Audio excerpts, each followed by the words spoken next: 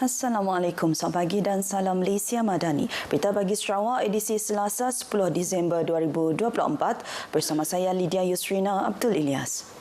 Kementerian Infrastruktur dan Pembangunan Pelabuhan MIPD serta Jabatan Kejaraya JKR Sarawak akan berbincang untuk meneliti semula polisi pelaksanaan projek. Timbalan Premier merangkap Menteri MIPD Dato' Ahmad Douglas Uga Embas turut meminta kedua-dua pihak mengkaji punca kepada kelewatan pelaksanaan projek. Katanya langkah itu bagi memastikan setiap projek yang dilaksanakan di negeri ini siap mengikut jadual yang ditetapkan. Beliau melihat prestasi pelaksanaan projek tahun ini kurang memuaskan. Ini kerana terdapat 4 projek telah ditamatkan kontrak dan 11 mengalami kelewatan yang kritikal. 2 daripada projek yang bermasalah itu dibiayai kerajaan negeri. Tambah beliau lagi, kerajaan memberi kepercayaan kepada JKR Sarawak untuk melaksanakan banyak projek tahun hadapan bernilai 1.3 bilion ringgit, peningkatan 64% berbanding tahun ini. Oleh itu, beliau meminta jabatan berkenaan untuk bersedia menangani setiap cabaran dan memastikan projek siap mengikut masa, peruntukan dan kualiti yang ditetapkan. Dato' Ahmad Douglas berucap pada Hari Model Bangunan Bermaklumat BIM JKR Sarawak di Kuching. Jabatan Hutan Sarawak JHS telah mengambil langkah penting dalam memacu agenda iklim dan kemampanan negeri dengan mengeluarkan lesen karbon pertamanya kepada Sara Karbon Sdn Bhd. JHS dalam satu kenyataan berkata bagi mematuhi piawaian antarabangsa, Sara Karbon merancang untuk mengeluarkan kredit karbon berkualiti tinggi bagi memenuhi keperluan pasaran global. Usaha tersebut akan menyumbang kepada pemeliharaan alam sekitar selain memberi faedah kepada ekonomi sejajar objektif Sarawak untuk memanfaatkan perdagangan karbon sebagai sektor ekonomi yang berdaya maju. Inisiatif itu juga bukti pendekatan progresif Sarawak untuk menangani perubahan iklim menerusi polisi yang inovatif. Majlis penyerahan lesen tersebut berlangsung di Ibu Pejabat JHS dan ia disampaikan oleh pengarahnya Dato' Hamdan Mohamad kepada Wakil Sara Karbon François Brino. Sara Karbon, anak syarikat Samling Group, adalah peneraju dalam inisiatif karbon hutan di Sarawak dan merupakan syarikat pertama di negeri ini yang menerima permit kajian karbon hutan dianugerahkan pada Persidangan Karbon Asia 2023. Projek Sara Karbon menekankan potensi memanfaatkan sumber asli secara bertanggungjawab bagi memastikan manfaat jangka panjang untuk alam sekitar dan masyarakat tempatan.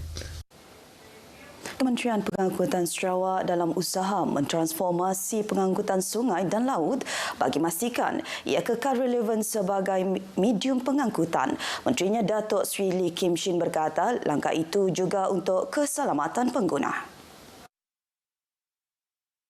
Ke arah itu, pelbagai tindakan dan persiapan dirangka melalui pelaksanaan projek-projek fizikal, antaranya pemasangan alat bantuan pelayaran ATON serta sistem pengurusan trafik vesel di Sungai Sarawak. Kementerian melalui Lembaga Boya dan Api Sarawak juga sedang giat melaksanakan penambahbaikan ke atas rumah-rumah api seluruh negeri serta memperluaskan pemasangan ATON di kawasan pesisir.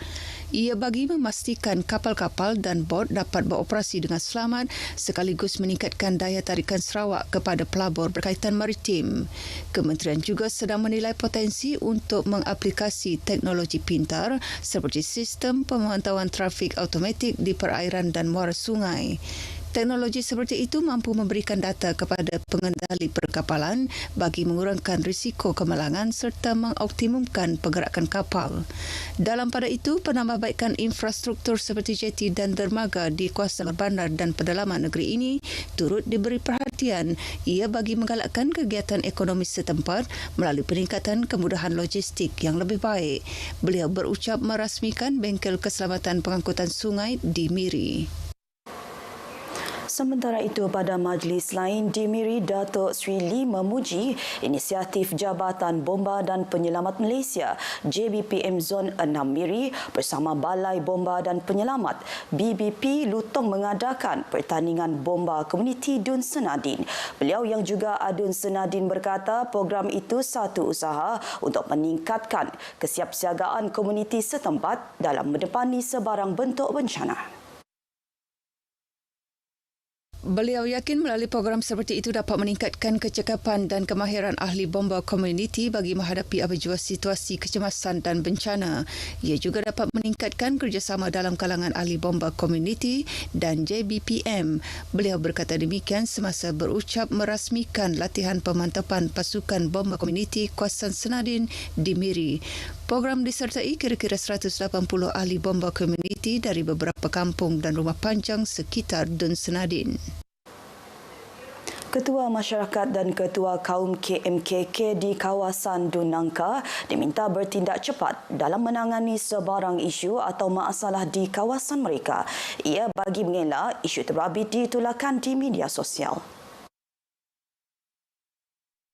Dun Nangka merangkap Timbalan Menteri Pendidikan, Inovasi dan Pembangunan Bakat Datuk Dr. Anwar Rapai berkata KMKK harus segera menghubungi penduduk terbabit dan mencari penyelesaian bagi masalah yang dihadapi. Katanya masyarakat akan menggunakan media sosial untuk menularkan sebarang isu yang dapat diambil tindakan. Justru itu, KMKK perlu aktif memantau isu yang disuarakan rakyat di media sosial. Saya mahu apa-apa yang diupload, apa-apa isu dibawa ke sosial media, ada penyelesaian jika benar berlakunya perkara. Jadi saya mintalah sidak tuan rumah, sidak ketua kampung, sidak kapitan supaya isu-isu kawasan-kawasan masing-masing boleh dikongsi. Beliau berucap pada penutupan program pemantapan personal KMKK dan Jawatankuasa Kemajuan dan Keselamatan Kampung Daerah Sibu bagi kawasan Dun Nangka di Sibu. Penggunaan teknologi robotik dalam pembedahan penggantian lutut keseluruhan menjadi penanda aras baharu dalam bidang ortopedik. Pakar ortopedik Hospital Pakar KPJ Kuching, Dr. Li Wu Guan berkata ia dilakukan menggunakan teknologi pembantu pembedahan robotik ROSA dan penyelesaian bantuan robotik VELIS. Katanya penggunaan teknologi itu menawarkan ketepatan dalam pembedahan, meningkatkan hasil pembedahan dan menyediakan sakit dengan pemulihan yang lebih cepat dan lancar. Katanya hospital berkenaan yang menjadi institusi penjagaan kesihatan pertama di Pulau Borneo mengguna pakai teknologi tersebut telah berjaya melakukan 600 pembedahan penggantian lutut keseluruhan. Beliau menyatakan demikian pada makan malam penghargaan ROSA dan VELIS di Kuching. Reman terhadap seorang pejabat awam kerana disyaki terlibat rasuah sebagai balasan mendapatkan projek pembinaan di Sarawak bernilai kira-kira RM250 juta dilanjutkan 3 hari lagi.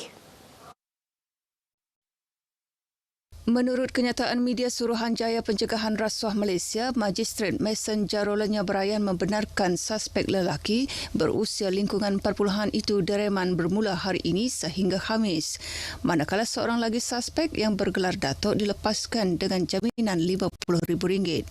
Kedua-dua mereka sebelum ini ditahan Khamis lepas ketika hadir memberi keterangan di Pejabat SPRM Sarawak. Kedua-dua suspek dipercayai berpakat dan berkomplot bagi membolehkan beberapa syarikat mendapat projek-projek pembinaan dikeluarkan Pejabat Kerja Raya sebuah daerah di Sarawak. Mereka dipercayai melakukan perbuatan itu antara 2022 hingga 2024. Berita pagi Sarawak berakhir di sini. Dari Sungai ke Sagara, Palestin pasti merdeka. Ikuti Stadium RTM selepas ini untuk perkembangan sukan tanah air dan antarabangsa.